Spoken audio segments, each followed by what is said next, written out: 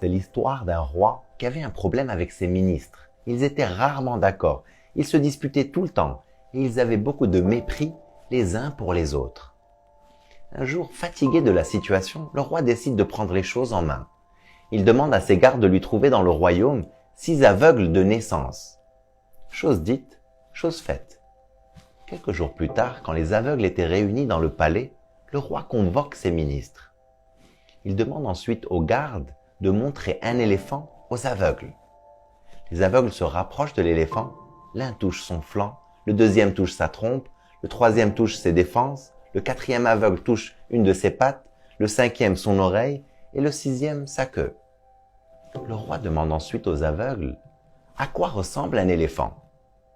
Celui qui avait touché le flanc répond « Un éléphant ressemble à un mur ».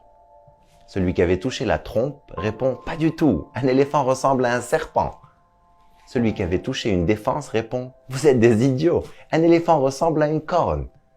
Celui qui avait touché la jambe répond « Vous dites n'importe quoi, un éléphant ressemble à un arbre ».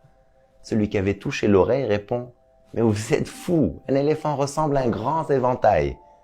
Celui qui avait touché la queue répond « N'importe quoi, vous vous trompez tous, un éléphant ressemble à une corde ». Les aveugles se sont mis à se disputer, chacun pensait qu'il avait raison. Le roi sourit et dit à ses ministres « Vous êtes comme ces aveugles, vous avez peut-être une partie de la vérité et vous affirmez que le reste est faux. » Depuis ce jour, les ministres étaient plus respectueux les uns avec les autres. Souvent, on croit détenir la vérité et on juge très sévèrement ceux qui ne pensent pas comme nous. On est convaincu qu'on a raison et qu'ils ont tort. On pense que notre réalité est la réalité. Non, les choses sont comme ci. Non, les choses sont comme ça. Et on veut imposer notre modèle du monde que l'on croit le bon. Alors qu'en réalité, le plus souvent, on ne détient qu'une partie de la vérité. Bien que l'autre ne soit pas d'accord avec toi, il peut avoir raison aussi. Vous pouvez très bien ne pas être d'accord et dire vrai tous les deux.